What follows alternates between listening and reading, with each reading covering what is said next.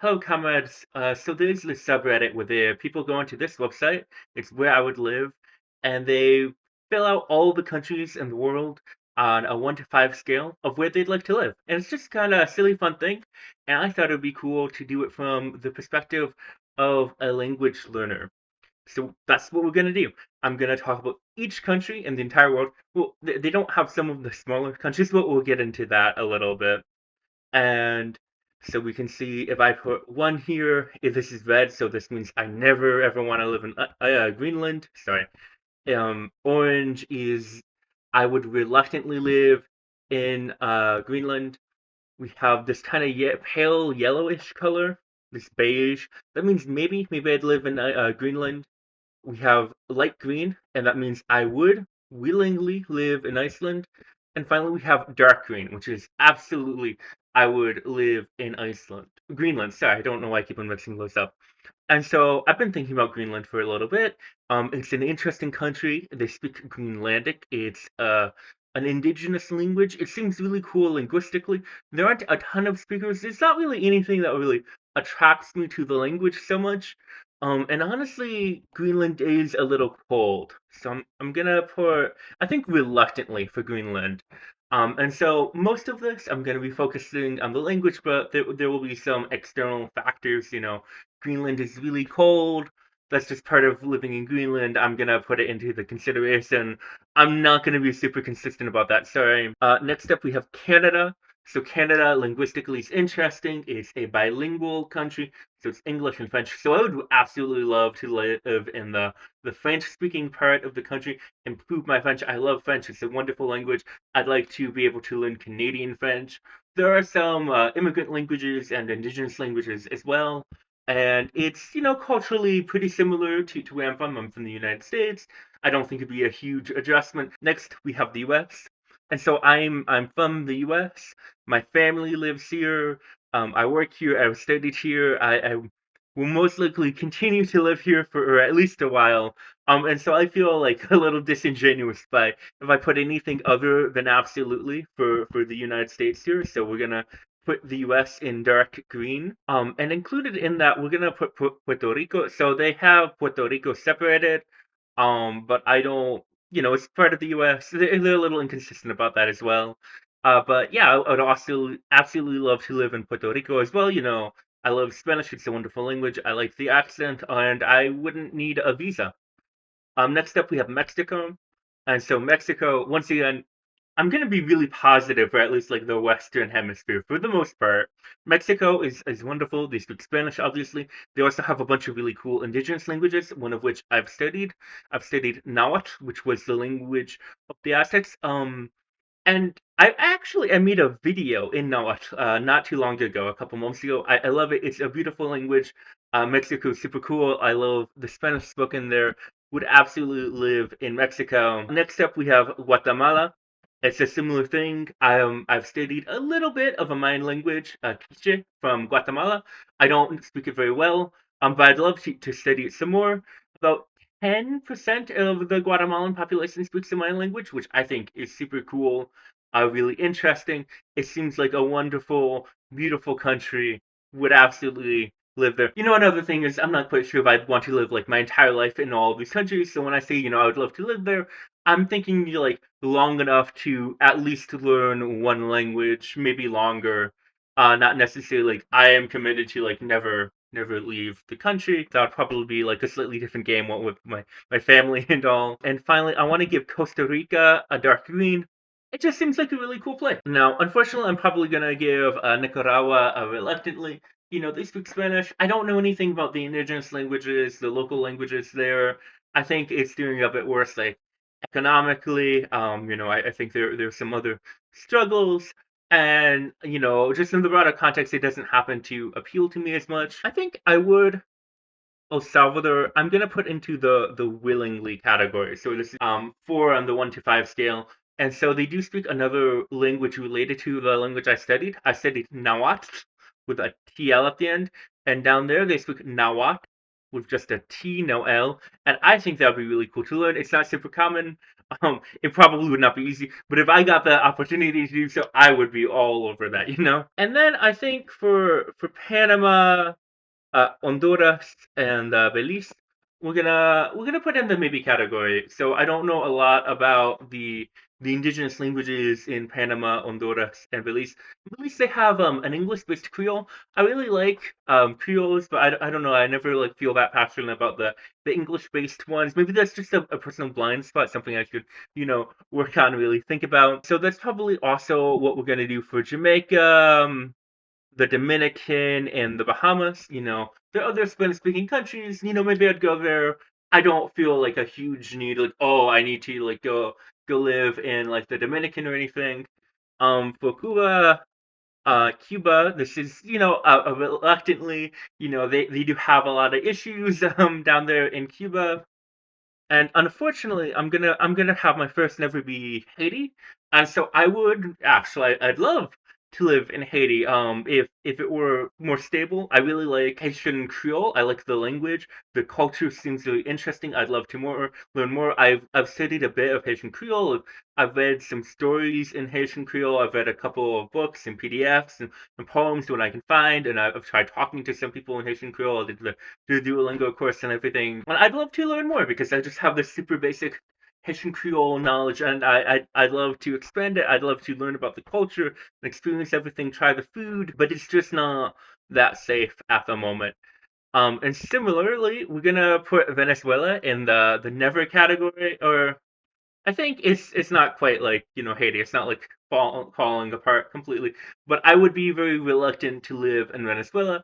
Not to say like I wouldn't love to like go down there and eat some arepas. Just honestly, it's a Spanish speaking country with like a lot of problems in that area with a lot of other Spanish speaking countries. So if we're just talking about the languages, I'd probably be reluctant to go to Venezuela and live there for a time. And another thing is, maybe some of these countries I'd put like reluctantly or never, but maybe I would still want to visit them. But next up, we have Colombia. I have to put absolutely for Colombia because it is the only country I have ever said not only that I would live in, but that I want to die in. And then that might sound a little crazy, but there is a place in Colombia where I have said I want to die. It's the desert. It's a beautiful desert, and it's the Tatacoa Desert in Colombia. I'm gonna see if I can find some pictures and put it up.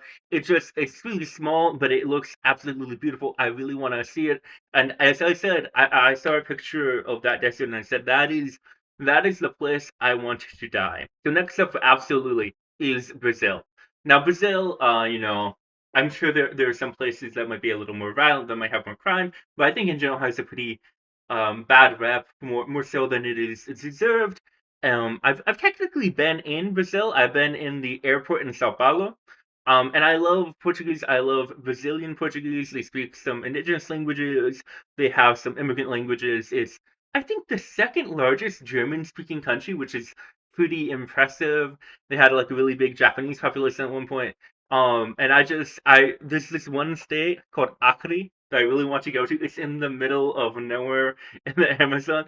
I just think it would be so cool because whenever I'm talking to like Brazilians, I speak to them in Portuguese. They're like, "Oh, have you been to Brazil?" I'm like, I would love to say, "Oh yeah, I went to Acre." It would be like, imagine like walking up to someone and asking them if they'd ever been to the U.S. and like, "Oh yeah, I went to Idaho." It's so random. Next we have Uruguay.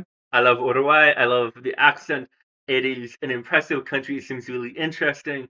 I would love to go down there and learn some more. They speak Spanish and some Portuguese. I don't really know of any indigenous languages. Similarly, Argentina. I love the Argentinian accent.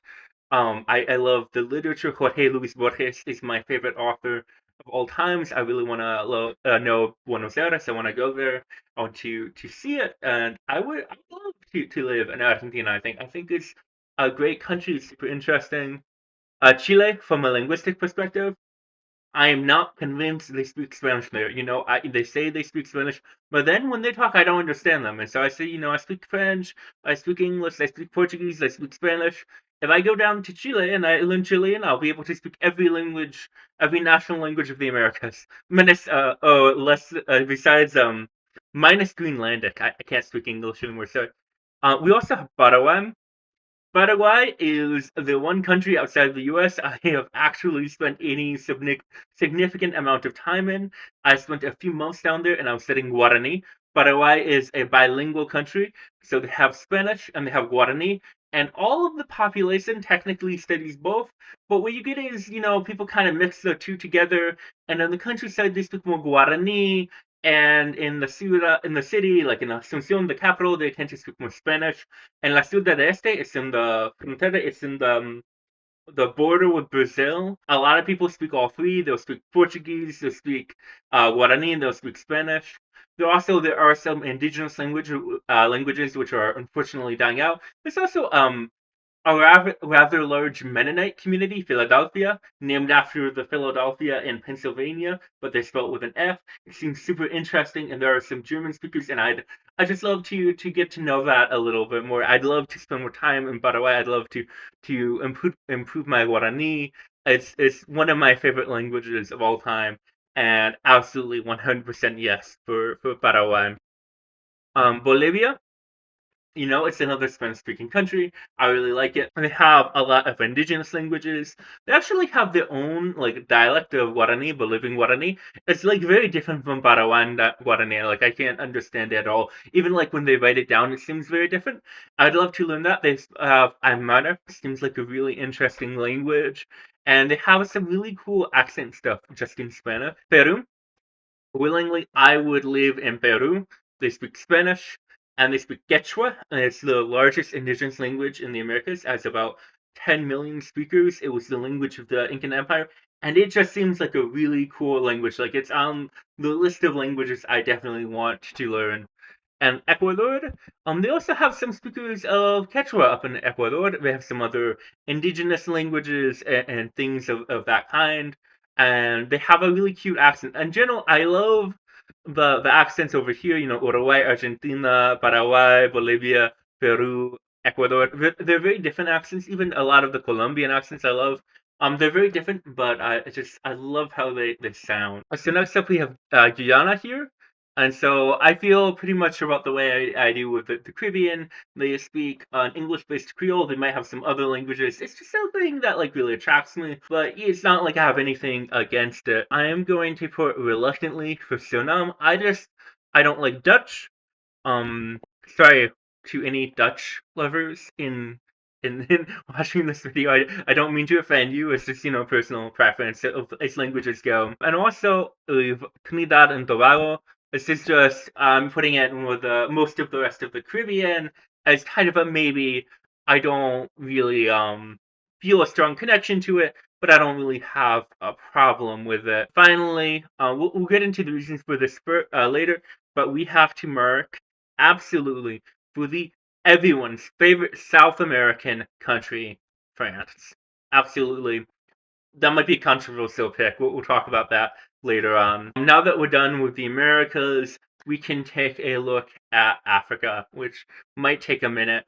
So for a lot of these, they aren't necessarily languages or countries I'm that familiar with. Sometimes I might like ignore some of the broader geopolitical implications of living in a country, and sometimes I might focus a bit more on that. I'm sorry, but right off the bat, South Africa, we're putting in absolutely I would live in South Africa. So in South Africa, there are a lot of English speakers, but they also speak Afrikaans, which is like if Dutch were a good language. Sorry to the Dutch speakers, you just aren't as cool as Afrikaans. It sounds cooler. It has a better grammatical system. It has words from African languages and Hindi and Malay, and I really love Malay. We'll get into that. Actually, we'll get into that right now with Madagascar, which we are also putting in the absolutely category. All throughout the Pacific, there is this huge language family, the Austronesian languages, and it spreads from like Hawaii through like the Fiji, Maori in New Zealand, the Philippines, the Filipino languages, Tagalog, Indonesian, and Malay, and the Indonesian languages, a lot of the other languages from Malaysia. It comes originally from the island of Formosa, which is where Taiwan is located, and this is the furthest western location where they speak an Austronesian language. They speak French, which is a great language that I love, and they speak Malagasy, and I would 100% be down to learn some Malagasy. So we also have Ethiopia. I am putting Ethiopia into the absolutely category.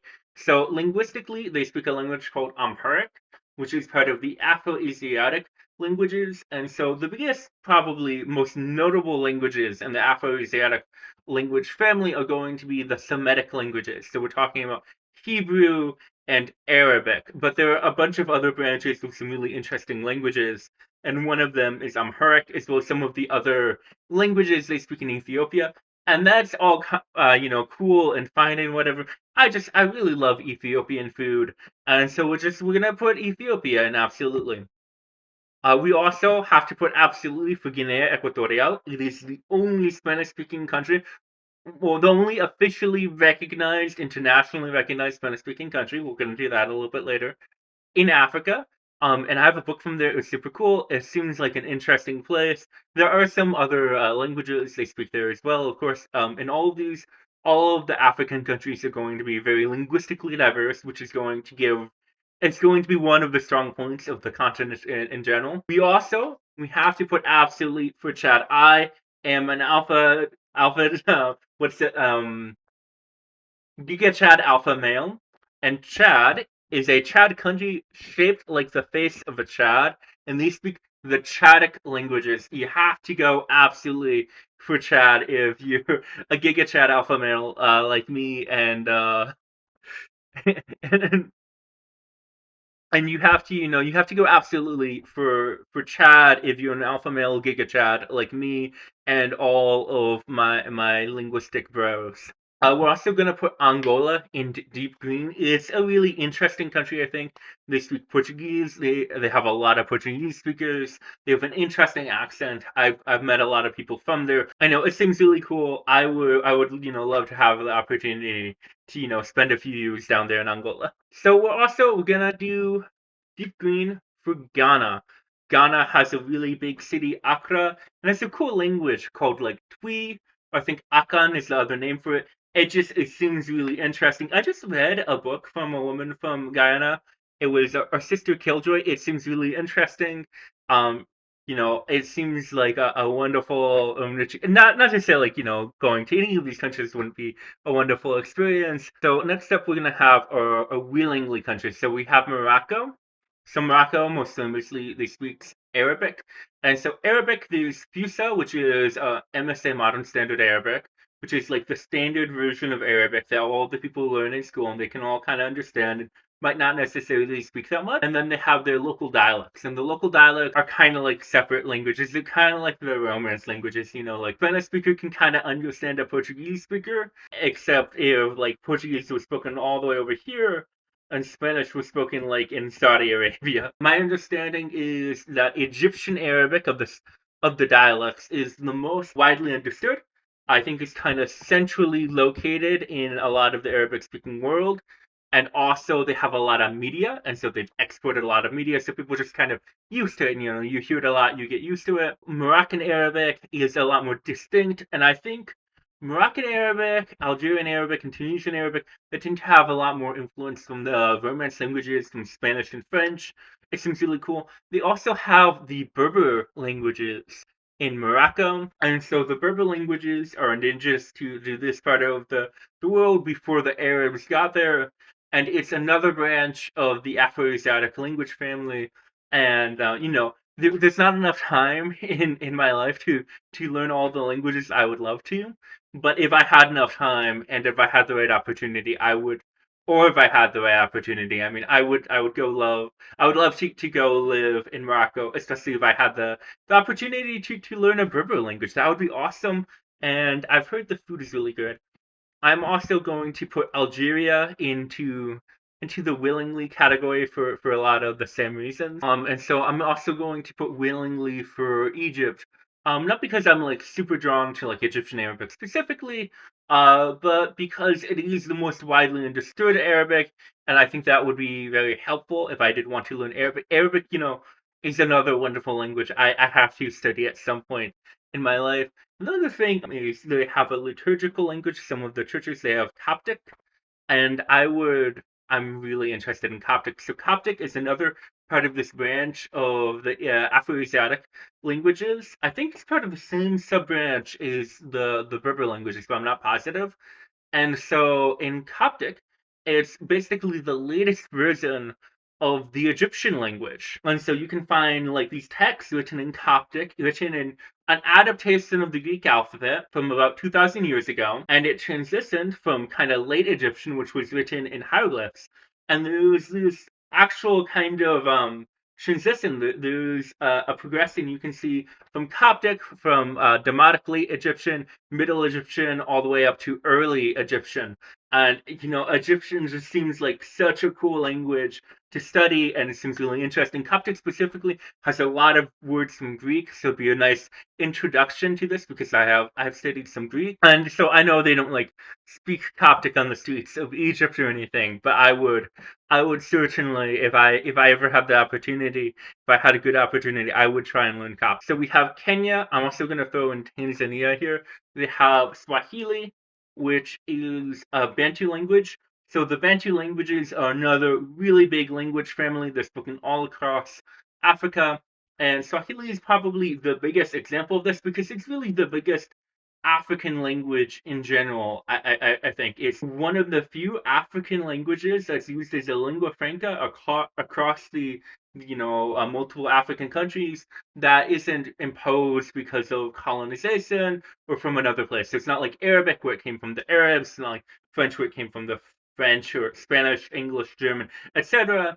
It comes naturally or indigenously from Africa. It seems like a really interesting language. I've heard a lot of really cool things. I've looked into it a little bit. They have really cool things of how they have noun classes where they separate things into categories based on what kind of a thing it is. I'd love to learn more about it. And I don't know a lot about the Bantu languages, so if I was going to start with a Bantu language, I would probably be Swahili as my first. We also have Namibia. Namibia has Afrikaans, has some other languages. Mostly, it felt linguistically like had a lot of the same things as South Africa, but just not is developed economically. So I put it a peg down. I'm sorry, Namibia.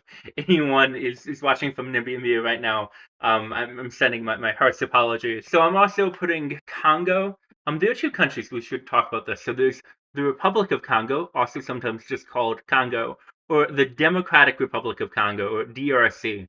And so this one is much larger and less democratic than Congo here. Linguistically, they have a lot of similarities. And so they have French. I love French. They both have Lingala.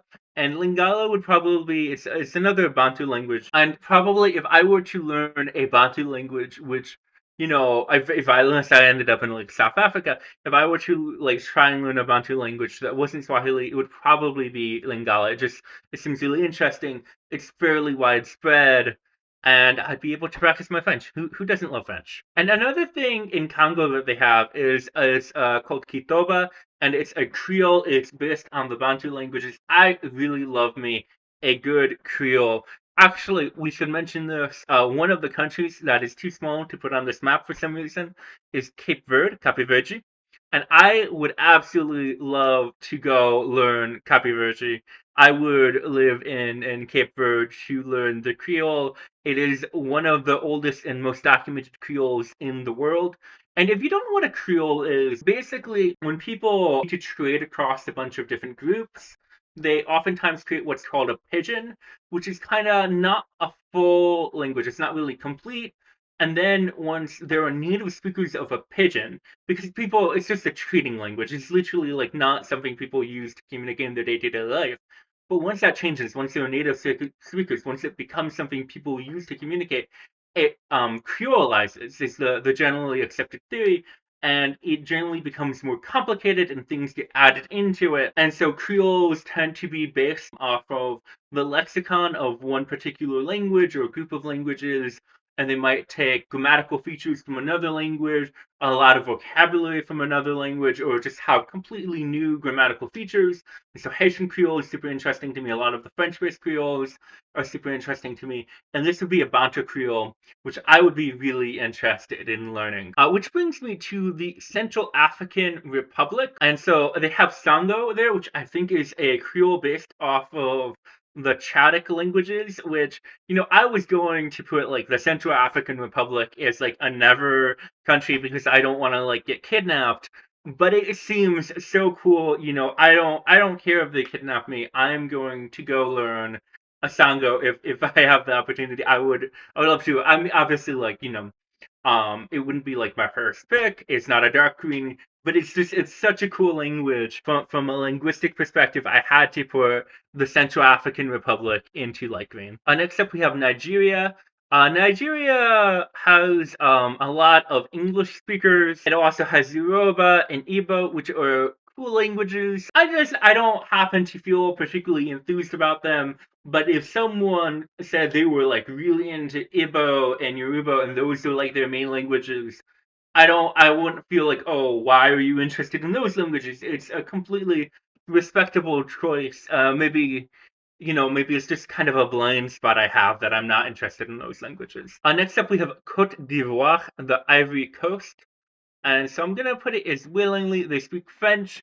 They have had a lot of problems in the past, and they have Dula, which seems like a cool language. They're also developing a Creole, maybe like a creolized version of French. In the moment, like it's happening right now, which is really cool. I'd love to see that. I don't feel super drawn to it. Have Guinea-Bissau, and so I'm gonna put this as another kind of maybe country.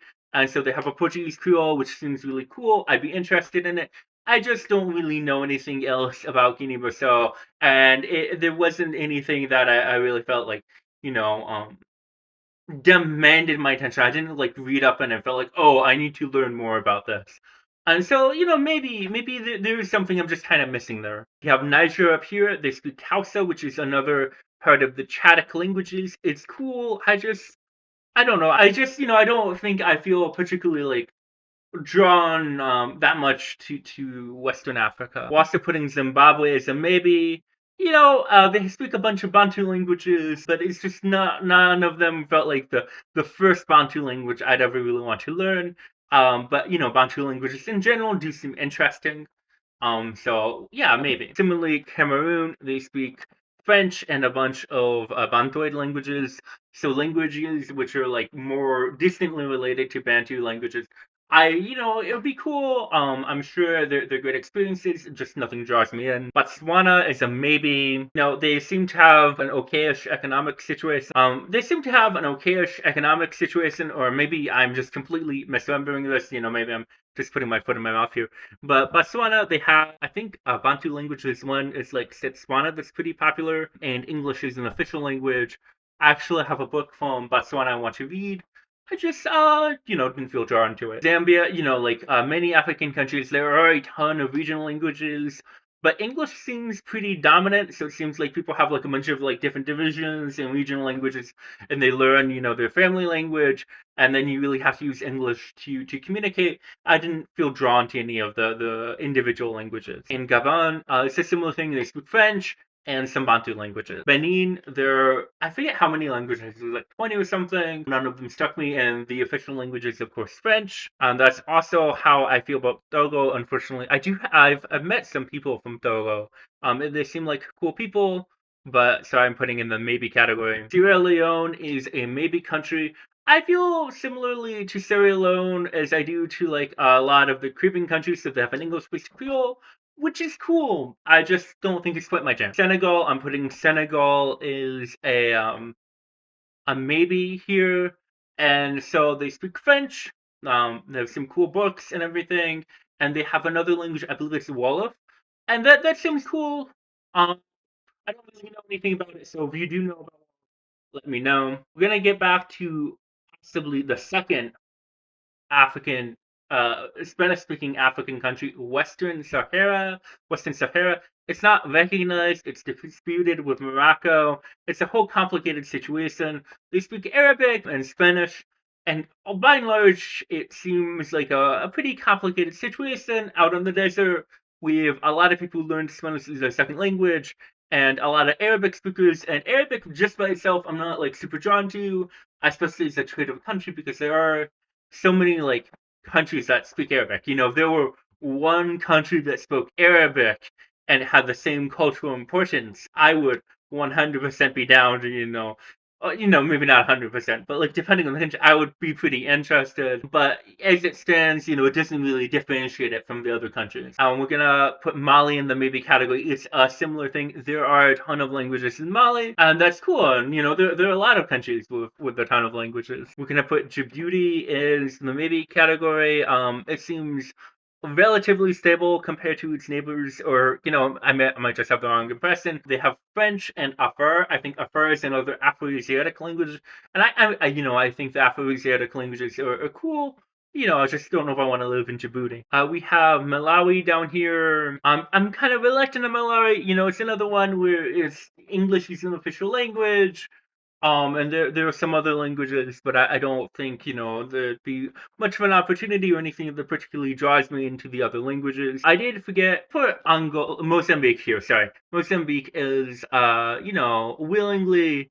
It's a Portuguese-speaking country. I do really like Portuguese. It just doesn't seem as interesting to. It doesn't attract me as much as like the Portuguese from Angola. I think it tends to be much more second language, and I don't really have any particular interest in the indigenous languages of Mozambique. So Burkina Faso, they speak French. Sorry, I meant to put this as a relaxing country. They speak French. I don't really know anything about the local languages. I think they have a lot of problems, and I just, don't really feel drawn to it. So Tunisia, I feel pretty reluctant about. They speak Arabic.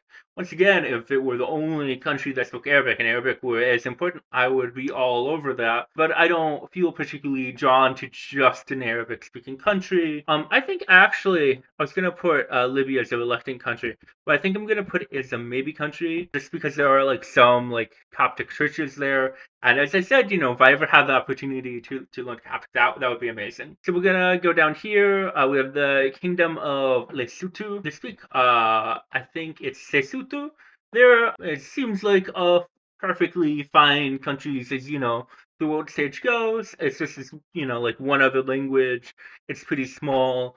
There's nothing that really like captures me about it. Eswatini, I'm probably gonna go never. I think they have like one language and it's a pretty authoritarian government. I think it's like the last absolute monarchy in Africa. So up here, Sudan, I'm putting is never. They speak Arabic, I want to say, and a bunch of regional languages. They have an ongoing civil war. I think they've been in a civil war my entire life. Originally with South Sudan, which was the first country I believe that formed after I was born, that also has an ongoing civil war, and it just does not seem like a great place to live.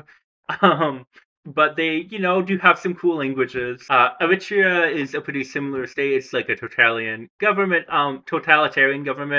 But there are definitely some cool languages that are related to surrounding languages from like Ethiopia, part of the Afro-Asiatic language family.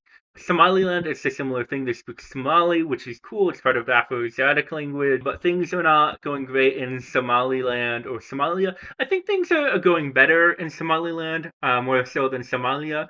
I'm not like I'm not a source for news about the world, so don't take my word for it. This is mostly just a vibes thing. Uganda, um, I think it's also has like some issues of like totalitarian government and ongoing wars, especially with Rwanda right here, which keeps on going to war and committing genocide.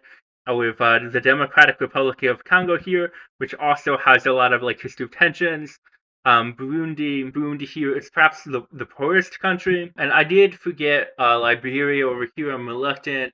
Guinea and Mauritania. Mostly, I know so little about these countries. I even forgot to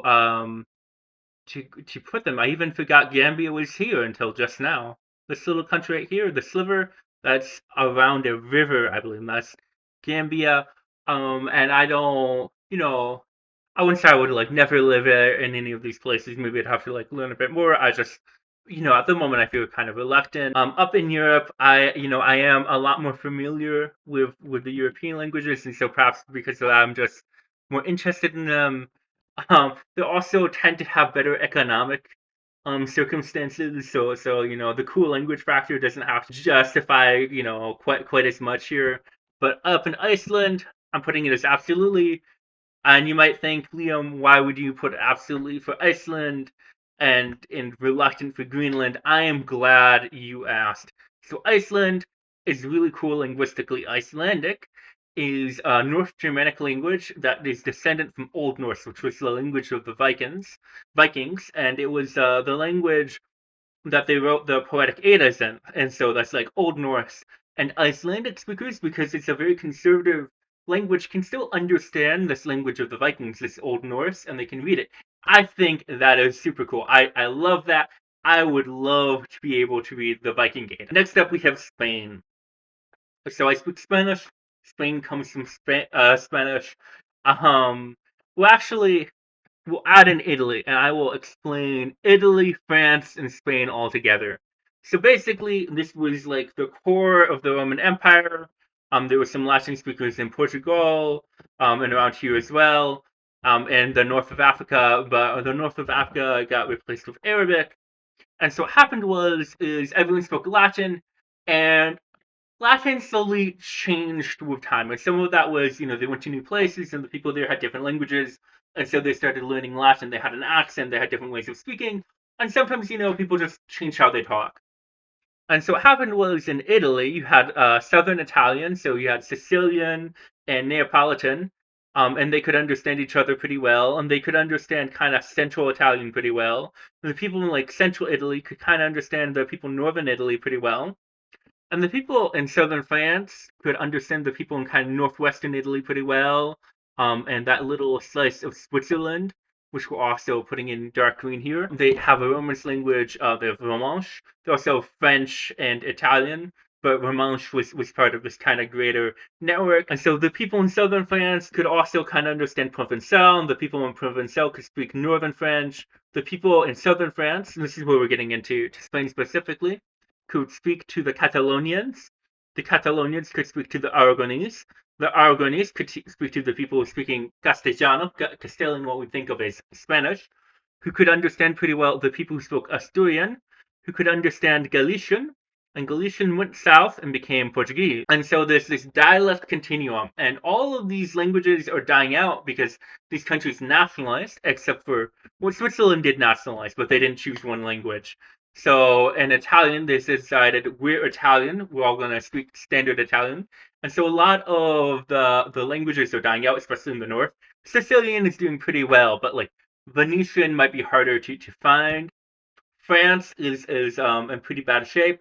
So in France, before the revolution, I think it was like 20% of the French population spoke a French language, and now it's basically the entire country just speaks French. But they had a southern French language, Occitan, which has about 1 million speakers, and a few speakers in Italy and Spain. About 5,000 speakers speak Aranese, which I've studied. They also have one region, Breton, I think that's here, that speaks a Celtic language, which is pretty cool. But for Spain, Catalan is pretty closely related to the Occitan, and Aranese is an official language in Catalonia. So I'm super down to learn that in Spain.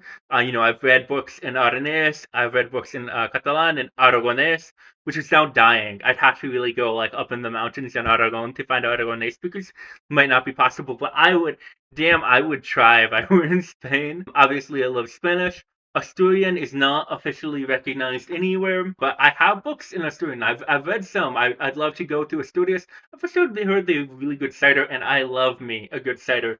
And then Galician, which is very closely related to Portuguese, is also great. I have an entire YouTube channel. I mean, it doesn't have that many videos, but I have a YouTube channel dedicated just to Galician, where I talk in Galician about Galician books.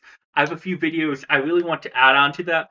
In fact, I have a book in Galician that I'm reading right here, Felicidade, and I love it with all of my heart. Having said that, we're gonna put Portugal into willingly category because I like Portuguese. don't like how they speak in Portugal. Sorry, Portuguese speakers from Portugal. Maybe it's just like the people from Lisbon who are doing you wrong. But I really struggle with that accent. It's just not my favorite. Next up, we have Norway. So if I want to be a hyper polyglot Giga Chad, I gotta learn as many languages as possible. And Norway is the cheat code to doing this. It's one of the European cheat codes. I already, I'd love to go to Italy and learn all the regional languages, Sicilian, Venetian, all of that, and the southern French languages. Maybe some of the other northern languages that were spoken in French. Like in Belgium, they had Walloon. We're putting Walloon. Belgium is deep green because they used to speak Walloon, which is like another northern French language, very closely related to what we think of as French. They speak French as well, and they have a dialect of Dutch that sounds better than the Netherlands Dutch. Sorry, Netherlands. And so I have the Romance cheat code to learning a bunch of languages, the Western Romance cheat code. I'd love the North Germanic cheat code. So if I learn Norway, I will instantaneously be able to understand, with varying degrees of success. I'm, being a little hyperbolic here. Danish and Swedish. It's a similar thing where people can understand their neighbors, but not necessarily the neighbors of their neighbors. And so a lot of times, if someone's speaking Swedish, the Norwegian person understands and can repeat in Norwegian, and the Danish person will understand, but the Danish person won't understand Swedish, and vice versa. So I'll be like right smack dab in the middle. I'll be able to like add on 3 languages to my repertoire pretty easily. Also, I don't know, Norway, Scandinavian like literature and stuff seems cool. There's some good films from the Scandinavian countries. One more thing about Spain that I forgot to mention. This is also true of part of France is they speak a language called Basque in that region, and I love Basque. I have some books in Basque. I have a book in Basque in my Spanish YouTube channel. I have a series that I want to get back to that I've kind of abandoned a little bit, where I'm just learning the grammar and I'm kind of explaining what I've learned as I learn it about Basque. And Basque is basically a European language that got there before the European languages. So if we look at basically all of Europe and then like Tajikistan, Iran, good portion of Afghanistan, Pakistan, most of India, and all of Europe and Russia, they speak Indo-European languages, and they're all related, except for Basque. Basque down here in Spain is completely unrelated. It is completely distinct, and so it has a lot of words from Spanish, and Spanish has a lot of words from Basque, but it is a separate language, and that just seems super cool to me. I would love to learn that. I really want to. I want to learn all of the languages from Spain, like seriously as an actual legitimate goal, not like, oh, I'd love to live in this country if I ever had the right opportunity. No, I plan on learning Basque before I die.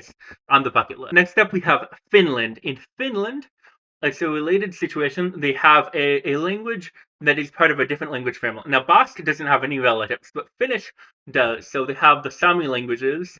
They have a few other like languages related to Finnish in Finland and parts of Russia, like Estonia. I'm gonna put Estonia in deep green, and they also have Hungary, and so Hungarian, Finnish, they're related languages. Hungarian and Finnish are pretty distantly related. It's kind of like the Indo-European languages, like Spanish is related to Russian or Irish. This is actually really cool. And in Irish, the word for you is tu, and they have like a little accent on the U. And it's the same thing in Spanish, tu. And so they just happen to have the same little mark on the U. And so because of that kind of spelling coincidence, the word for you is exactly the same in Spanish and Irish because the languages are related. So there are similarities you can see between Hungarian and Finnish, but they're pretty hard to see. And I would love to get into that language family. It seems really fascinating. I have studied a bit of Hungarian. I have a Hungarian friend who had the misfortune of being my proofreader when I was going through my Hungarian phase. I wrote about I think I wrote a weird story about once a day for 100 days straight. And so it was in my really bad Hungarian, writing just like really weird, existential stories, surreal stories. And so my poor Hungarian friend corrected all of them and helped me with the Hungarian. But I don't know that much. I really would love to learn more. And then Estonian is a lot closer to Finnish. So Estonian and Finnish are closely related, and then Hungarian is pretty distantly related to these two. We're also adding in Romania. In Romania, they speak Romanian. It is a Romance language, probably the Romance language I know, like the major Romance languages that was spoken by like more than 100,000 people. It's probably the one I know the least about. It's probably one of the most distinguished languages, so it's not part of this other like dialect continuum. It's separated by a bunch of other countries, and it's part of my Romance language cheat code. If I learn all of the Western Romance languages and then I learn Romanian and I apply to like the International Hyperpolyglots Guild or whatever, the Association of International Hyperpolyglots. I don't know. It'd be cool if I spoke Romanian. So in Switzerland, they speak German. I'm not like super keen on German. I have studied some German. So we're gonna. Oh, and I can't believe this. I forgot Greece. And so I love Greek. I studied ancient Greek in college for 2 years. I did the Duolingo Modern Greek course. My Greek has atrophied. I'd love to go back and learn Greek, and that is like another like boss thing. I really want to do that at some point before I die. So we're putting Greece in the dark green. We're also putting Cyprus. They have Cyprus and North Cyprus. I'm just considering them as one country. I'm sorry. For all of the fans of geopolitics I'm hurting right now. And so they speak Greek and Turkish, and I'm not super interested in Turkish, but some of the Turkic languages are pretty cool. And so if I could, study both of them in one island, that would be wonderful. So now we're going to go through the willingly countries. So I would willingly live in Germany. I've studied German. I want to improve it. I want to read it. That's something, maybe in the next couple months I'm going to be working on. Maybe in the summer I was thinking about working on my German some more. I just don't feel particularly attracted to Germany. I probably, I don't know, end up studying a lot of German just to read it. It's really cool to read German literature written in the German language. You got Hermann Hesse, you got Kafka, you have a lot of wonderful writers, a lot of important writers, but I don't know how attracted I feel to German beyond that. It's historically interesting, but it's not particularly interesting to me outside of the literature. Sorry, German enjoyers. I'd probably put Sweden into the same category. So Sweden, I'd love to learn Sweden, especially like, if I already knew Norwegian, I would be learning Swedish right now. Love to be able to like watch some of the Ingmar Bergman movies in the original Swedish. There's some literature I'd really like. It seems interesting. There aren't a ton of speakers. A lot of them already kind of speak English, and so I just I don't feel super attracted to it. It's like a language itself. Linguistically, I'm not a huge fan of most of the Germanic languages. There's like an exception for Icelandic and I guess Norwegian here. Austria, it's a similar thing. They speak German. They speak a different accent in German. And I feel actively ambiguous about that. On the one hand, it would be cool to learn a different dialect. On the other hand, it would make the whole learning German process harder. Poland, I'm fairly interested in the Slavic languages. I've studied some Russian. I never went that deep into it. I would love to really have a better grasp on them. How I would love to be able to see how the Slavic languages are connected, like I can with the Romance languages. That would be really cool. And I think Poland, of the Slavic speaking countries, would be the best bet for that. So it's a difficult language, but I would be very interested in learning it if I had a good opportunity. So next up we have Serbia, we have Bosnia and Herzegovina, we have Croatia, and we have what was the other one? Little Montenegro.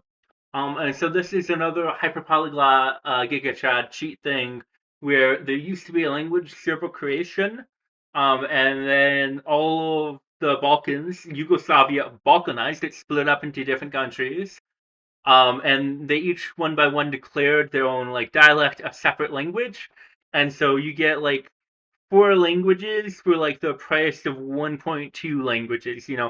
I'd have to learn the Cyrillic alphabet for a couple of them. I already learned the Cyrillic alphabet for Russian, but I'd have to relearn, have to learn its particular rules. There's some different grammatical and lexical differences, but I don't think it would be a super hard challenge to get four languages for the price of almost one. And as someone making a YouTube video about languages, I gotta say that's a good deal. Turkey, I put Turkey in the willingly category. The Turkish languages seem interesting. I've never really studied Turkish, maybe like a few like Duolingo lessons. So basically nothing. I remember the word for man is like Adam. I would be interested in learning more, but it's not like I feel a deep need to. And then for a lot of the rest of Europe here, so Armenia, Azerbaijan, Georgia. Georgia has a cool language. It's has a feature that it shares with my language that I studied and Basque, where it's an ergative language. Basically, how that means in English, we have verbs you can just kind of do. Like you say, I'm sleeping, and you're just sleeping. You don't do anything. But in ergative languages, you have to do that to yourself. And so there's like an entire system that I'm not explaining very well. That's really interesting and exists in German. That I'd love to learn more, but also if I'm gonna study that, I'm gonna learn another mind language, which I've already studied, or which is Basque, which is on the plan. I think it's also worth noting that Albanian would be kind of an interesting language. I believe it's Indo-European, but it's kind of its own branch. Bulgarian, it's a Southern Slavic language. It would be cool. Moldova is kind of like living in Romania, but not as good. Sorry, Moldovans. I know a lot of you want to join Romania, so hopefully you will understand my position. Slovenian, I'm just not great on. Czechia and Slovakia. This is kind of an interesting case where it's another like two for almost the price of one. This is how I feel about like a lot of the Spanish languages. Like I learned one, and then learning another is a lot easier, but you still have to put in a lot of effort. And so Czechoslovak I think was a language, but Czech and Slovakian are very similar languages, so it should kind of give you a nice kind of heads up. Denmark, I don't know about Denmark. Latvia, Lithuania, and then for the reluctant countries, Irish is a super cool language. I would love to learn, I guess. There aren't a lot of speakers, and I don't know if like going to Ireland to learn Irish is the best thing. The United Kingdom is it's a similar thing. So this is actually kind of cool. We should talk about that. Historically, there was Cornish, which is very similar to Breton and Welsh, I've heard, and I think there's a revival movement for Cornish. In Wales, about 10% of the population speaks Welsh, which is super cool. So if I wanted to learn Welsh, that might actually be somewhat doable. In Scotland, they got three languages. So they got Scottish English, they've got Gaelic. I think everyone's like familiar with Gaelic. It's related to the Irish language. It's part of the Gaelic language families, and they have another language called Scots, which is pretty similar to English. I have a book to learn it, so I want to make a video about it at some point. I wanna study some Scots. I want to talk about that. Especially if I can really get into the history and everything there. And so basically, what happened is a long time ago there was Middle English, and Middle English was spoken in England, most of what's England, and a little bit of itty bitty portion of Scotland. And in English, we had the Great Vowel Shift, and that didn't reach all the way up into Scotland, into that little itty bit of Scotland where they spoke Scots now, a separate language. And so when English came back up from England, it filled out all of Scotland, and those other places they learned kind of English, but in the Highlands, or I think it is in the Highlands, in the little islands over here, the Shetlands, they still speak Scots for historical reasons.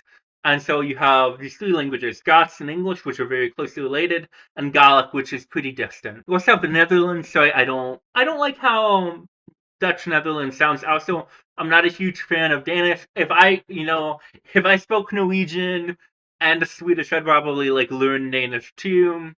But as it stands, I'm not feeling super open to learning Danish. It's just not the language for me. I don't like the sound. I don't like the spelling isn't very phonetic. I know I'm an English speaker. I don't like English better. I don't like English either. It's just a language I have to speak. I was in a Portuguese group once. I'm speaking Portuguese, and someone said, "So Liam, why did you learn English?" I was a little confused because it's my native language. I just said, "Well, they made me. I had to learn English in order to eat. So next up, we have the never countries. So Russia, I, as a U.S. citizen, do not feel safe going into Russia at the moment. They have like a war going on in Ukraine, and my country has historically supported Ukraine a lot. And I think Americans often get caught up as kind of, geopolitical tools in this. I don't feel safe in Russia. If you're Russian, I'm and offended. I am sorry. I like your language. I really want to learn it. No problem with the people of Russia. I just don't feel great about Russia. Similarly, um, it's a dictatorship. I don't think I would feel great about. And Ukraine, Ukraine seems like a great country. Ukrainian seems like an interesting language. They speak Russian as well, which is very cool. It is an active war zone, and I hope all the people of Ukraine understand why I might not want to live there. I know many people have left Ukraine. I'd probably like visit Ukraine, but like I don't know if I'd be like signing up to spend like the next 5 years of my life in Ukraine. Similarly, Syria, it's not doing great. They speak Syrian. It's an interesting language. I wouldn't want to live in Syria. I also wouldn't want to live in Lebanon, Israel, or Palestine. I don't want to get political about this. It's a war zone. Okay, let's get political. I would either be in the country that's committing a genocide or the country that's having a genocide committed to it. And neither one of those options seem great. I know I'm from the US. I know the US has done a lot of terrible things. But if I were born in Israel, I'd probably, feel differently about like being there, like just like practically, the place where your family and all of your connections and ties to is going to have a lot of sway. And I just don't have that with Israel. Hebrew seems like a cool language. I'd be interested in learning it. I'd be interested in, reading some of like the religious texts and everything, some of the Tanakh, maybe parts of the Talmud. I just, don't want to live in Israel. I don't want to live in Iraq either. I think Americans have spent enough time over in Iraq, Jordan, Saudi Arabia. There are a lot of like human rights violations in like, all of these countries. There's a lot of like slavery and, I know, like in the U.S., we prosper from slavery. Like we don't have slavery in our country, but we still like buy chocolates that's like produced by slaves. We still use computers that are produced with like conflict minerals and that come from places like the Democratic Republic of the Congo over here. I understand all of that. I just, you know, um, personal choice. Not feeling great on living in the Arabian Peninsula at the moment. Ivan, I would love to learn Turkish. I'm sorry, not Turkish. I would love to learn Farsi, Persian as you may call it. I don't feel safe in the current Iranian government. Pakistan, a similar thing. Urdu seems like a really cool language. But I could go to like India for if and also learn Urdu. We can jump over here. I'm not gonna want to live in North Korea. Spoiler alert. I'm guessing that didn't surprise anyone. Afghanistan. I also, I wouldn't want to live in the current situation. Nothing against Pashto or any of the beautiful Afghani languages. It's just not the place where I want to live at the moment. Turkmenistan, it also has human rights violations, but this is the moment where I'm gonna be like hugely hypocritical. I don't know. Turkmenistan seems like they speak Turkmen. It seems like an interesting language to learn. I'd be interested in it. Kyrgyzstan, it's another Turkic language. I'd be pretty interested in that. Kazakhstan, they speak Kazakh, another. I believe it's a Turkic language, and they speak a lot of Russian. And as mentioned, I really like Russian. I'd love to learn Russian, and maybe I could do that if I were in Kazakhstan, if I had the right opportunity, learned a little bit more. And this is the part where I really go like full blown hypocrite, where I'm gonna put Tajikistan in light green. They speak Farsi. I don't think I would be safe in Iran. I think Tajikistan does have human rights violations, but they speak Farsi, and I don't think I would be in a huge danger. And Farsi seems like such a cool language. You can read poetry from 1,000 years ago, like you can in Icelandic. A lot of it is really important. I've heard it's beautiful. like the language itself sounds beautiful to me. I really like Farsi, and I would love to live there. We also, as an Alpha Chad Giga male, Alpha no Giga Chad Alpha male. Sorry, I've not been watching enough language sim videos. Uzbekistan gotta be deep green. I don't care about the human rights violations. I gotta go over there and I gotta learn to speak Uzbek like a man. Onto a more serious note, India. So India has problems. I understand. Linguistically, India is super diverse and super interesting. They have a ton of languages. Basically, every state has its own language, and they have two language groups I'm really interested in. And so the North, they have languages that are related to Sanskrit, and so you get Hindi, you have Urdu, which is very closely related, Punjabi, Bangla, Nepalese, Marathi. A lot of these northern Indian languages are super interesting, super cool. I'd love to see the connections. I'd love to like learn Sanskrit and all of that. If I could, I would 100% go into it. And they have spicy vegetarian food. I love that. They also have some really cool languages in the south. And so they have the Dravidian languages. So it's Malayalam, which is really interesting to me. I'm trying to learn some of Malayalam at the moment, just like learn the alphabet at least. Tamil, they've Kannada, and they have one more I'm forgetting the name of. I'm sorry, Telugu. So in a similar vein, Bhutan.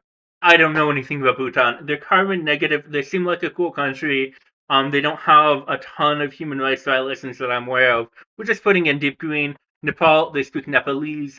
Seems like a cool language. It would help with like connecting to the other northern Indian languages. I would be down for that. For Bangladesh, I'm not like as attracted to like Bangladeshi, but it seems cool. The country itself has some problems.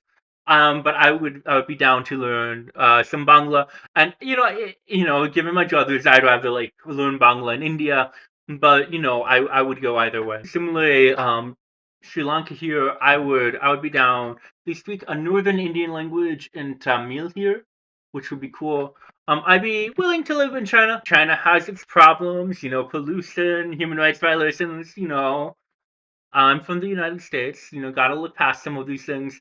Chinese seems like a super cool language, and I would love to be able to read it. I really like the writing system. It would be a pain to learn, but I would love to be able to read it and go back and read like Chinese literature. That is just really fascinating to me. We're also gonna put Taiwan in deep green.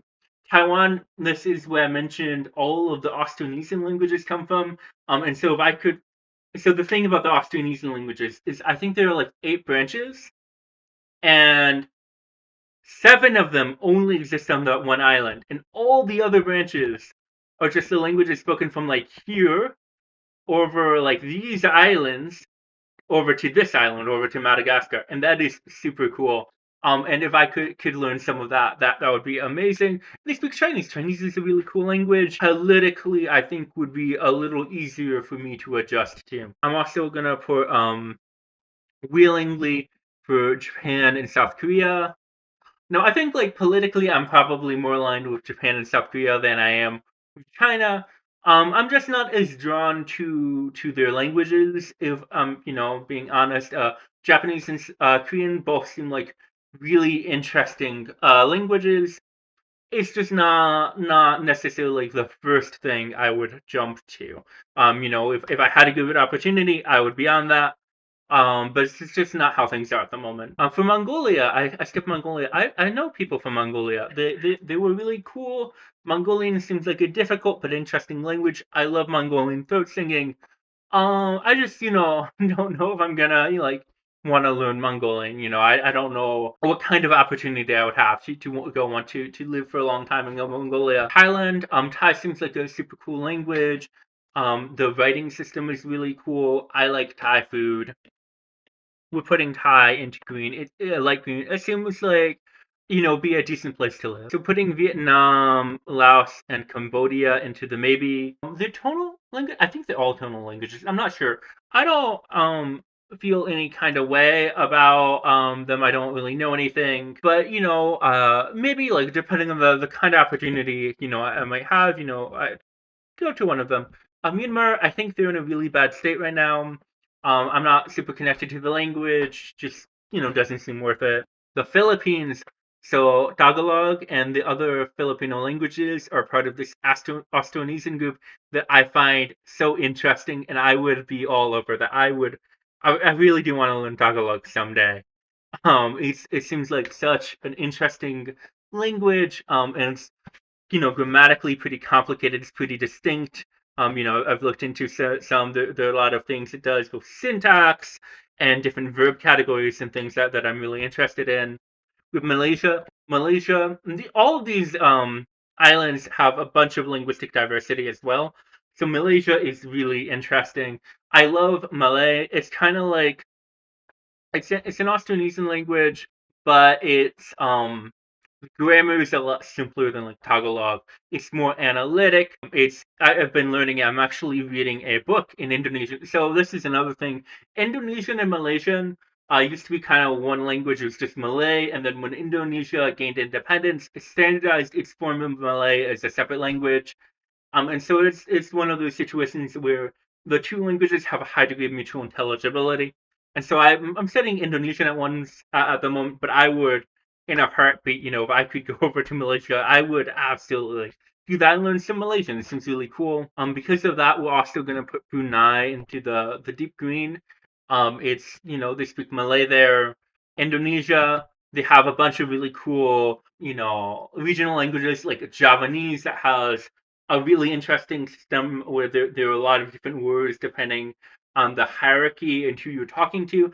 But they speak Indonesian, which is arguably a form of Malay or a very closely related language. I love it. Learning it. It sounds beautiful. It's wonderful. It's so interesting. Indonesian fills my heart with joy. If we're going to be language nerds, we gotta give Papua New Guinea deep green. It's the most linguistically diverse island on the world. It's the most linguistically diverse place, and that is fascinating. We got to give it deep green. I would 100% if I had like a research opportunity to spend like 20 years in Papua New Guinea. I would be on that. At Timor Leste, so they speak a few languages, but they speak Malay, they speak Indonesian, and they speak Portuguese. I love Indonesian. I love Portuguese. It's a beautiful combo. So Singapore actually is one of the countries that's not here, but I would be down for living in Singapore. They speak Malay. They speak English. I think they speak Mandarin, and I think it might be Tamil. They speak a lot of languages I'm interested in, and I would be down for that. And then we're gonna put the Solomon Islands in willingly. They speak a language that's pretty closely related to Tokpijan, which is the inspiration for Tokipona. So if you're really big language nerd, that'll mean a lot to you. Um, but it seems interesting. I don't feel like particularly drawn into it, but it does seem like kind of a cool thing. Fiji, they have Fiji Hindi. I would love to live in Fiji. Who doesn't want to live in Fiji? That feels like a silly question. Fiji feels like it should be an automatically. Absolutely. We have Vanuatu. I'm gonna put it in the maybe it's another they speak like an English based Creole. I'm sure there are plenty of interesting things.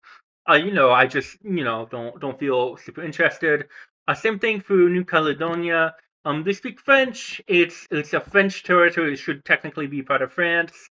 It's not really if I'm going to be going to an island out in the Pacific, I'd much rather go to a place like Fiji or Indonesia or Papua New Guinea. And then I think for New Zealand, we're gonna put in the maybe category. They speak a lot of English. Maori is another Austronesian language I'd be super interested in, but I don't know how like commonly it's actually spoken. So it might be kind of hard to learn, especially since everyone who speaks Maori for the most part is going to be able to speak to me in English, realistically. And so it's gonna be, I'm gonna be the obnoxious tourist there going, speak to me in this other language instead of this or the language we can both speak at like a native level. And then I feel kind of hesitant about Australia. There are a bunch of like immigrant communities. There are some indigenous languages that aren't super widely spoken, but for the most part, I feel kind of about the same as I do with England or Ireland. I think I forgot to rate the Falklands, Las Malvinas, if you prefer, however you want to be. I don't think I have a reason to go to the Falklands. Yeah, I don't know what's there. If I'm wrong about this and you're watching this video this far into it, tell me in the comments.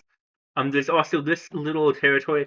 It's the French South Antarctic lands, I think. I don't have a reason to go there. I don't know if anyone lives there. Greenland, I would not want to live in Greenland, but I'd like to like visit. So it depends on like how long of a lifespan time span we're talking about. It might be a cool place if I were living with like researchers to study some other languages. I'm gonna put it into the maybe category because I feel pretty pretty ambiguous about it. I feel kind of ignorant on the general state of what things are like in the Antarctic. And I am missing a country. Hold on, give me a sec. We will find that country. I believe this is a country. This is Luxembourg. They speak Luxembourgish, which is South Germanic. It's like a language closely related to like the southern dialects of German, I believe, with a lot of French words. I would love this. They speak German, they speak Luxembourgish, they speak French. I would love living in Luxembourg. Seems like a cool place. I think economically it's fine and everything. It's Western Europe, and that's it. So those are all of the countries ranked in the world by how I, as a language nerd, would feel about living in them, mostly based off of vibes. If you feel like I overlooked anything, if I'm sleeping on any countries, or there's like a giant civil war here I'm just completely ignoring, please tell me about that. But it's been a long video, so remember, good night, good day, good potato.